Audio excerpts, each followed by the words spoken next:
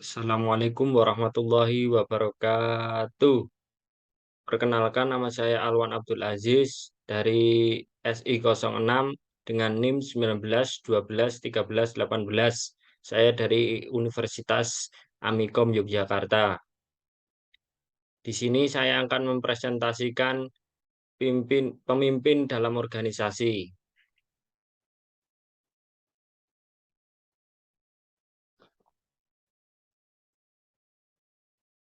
Pertama, saya akan menjelaskan profil perusahaan yang saya miliki, yaitu nama organisasi Ikatan Pemuda Ngabian Barat, yaitu dalam bidang sosial kemasyarakatan. Alamat Ngabian Barat, Telobong, Delanggu, Klaten. Jenis usaha peternakan bebek. Produk yang dihasilkan adalah telur bebek. Selanjutnya yaitu visi misinya. Yang pertama, visi yang pertama ingin membangun para pemuda di Ikatan Pemuda Ngabian Barat yang dapat berpikir kreatif dan inovatif sebagai wadah untuk mengembangkan usaha. Yang kedua, ingin mewujudkan lingkungan dukuh yang lebih sejahtera. Lalu selanjutnya misinya. Yang pertama dapat mengelola usaha yang dimiliki oleh organisasi. Yang kedua dapat mewujudkan kesadaran masyarakat dalam mencegah dan mengantisipasi permasalahan di kalangan pemuda dan masyarakat lain. Yang ketiga dapat membantu meningkatkan perekonomian Dukuh Ngabian Barat. Selanjutnya adalah strategi untuk mewujudkan visi dan misi, yaitu menjalin hubungan dengan baik kepada sesama anggota organisasi dengan mengadakan rapat bulanan dengan tujuan mengevaluasi setiap kegiatan yang telah dilakukan, mengadakan kegiatan rutin kemasyarakatan, dan melakukan gotong royong setiap minggu, dan setiap anggota bergiliran untuk memimpin sebuah rapat rutin agar setiap anggota mendapatkan pengalaman, pengetahuan, dan keterampilan. Lalu selanjutnya adalah proses memimpin.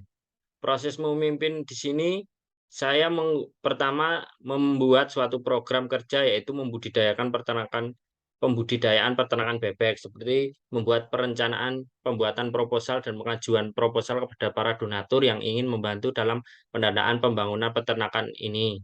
Lalu saya membuat estimasi biaya apa saja yang dibutuhkan untuk membangun sebuah peternakan bebek ini, yaitu seperti biaya pembuatan kandang, membeli pakan, terus memberi perawatan, yaitu setelah proposal diajukan dan diterima dan setelah mendapatkan dananya, kami yaitu akan langsung merealisasikan perencanaan yang telah dibuat.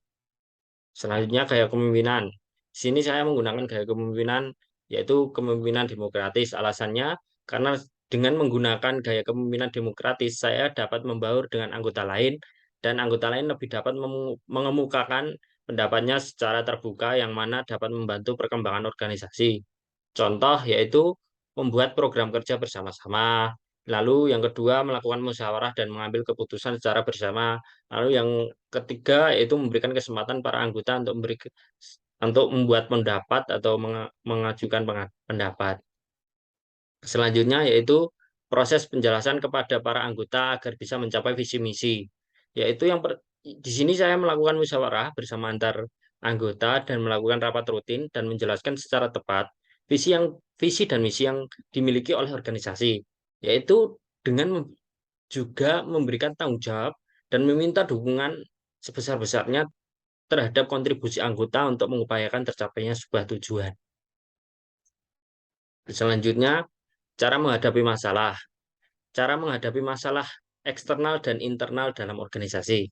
Yang pertama adalah cara menghadapi masalah internal.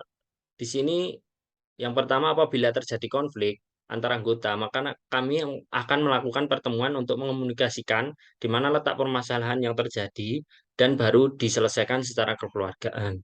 Lalu yang kedua, apabila terjadi penurunan kestabilan keuangan pada organisasi, maka para anggota akan memikirkan cara untuk melakukan pengontrolan keuangan secara ketat, yaitu seperti tidak diizinkannya peminjaman uang oleh anggota kepada organisasi untuk kepentingan pribadinya.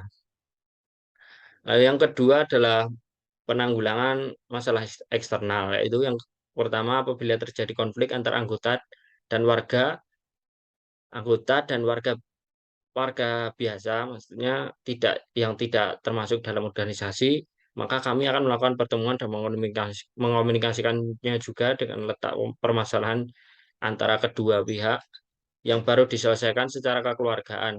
Apabila terjadi kerusakan kandang yang biasanya dilakukan oleh anak-anak yang sedang bermain-main di sekitar kandang, maka kami akan memberikan himbauan dan tanda pada kandang untuk sebisa mungkin warga, terutama anak-anak, tidak merusak pagar kandang jika bermain di area kandang. Lalu selanjutnya langkah-langkah konkret agar organisasi tetap berjalan. Yang pertama melakukan inovasi digital dalam pengembangan peternakan bebek. Yang kedua menjalin hubungan baik dengan para donatur. Yang ketiga selalu mengevaluasi kekurangan dalam organisasi. Yang keempat menjalin kerukunan dan komunikasi yang baik dengan sesama anggota. Yang kelima jujur antar sesama dengan sesama anggota dan juga warga. Lalu juga berhubungan baik dengan para donatur atau investor yang ingin membantu. Sekian dan terima kasih.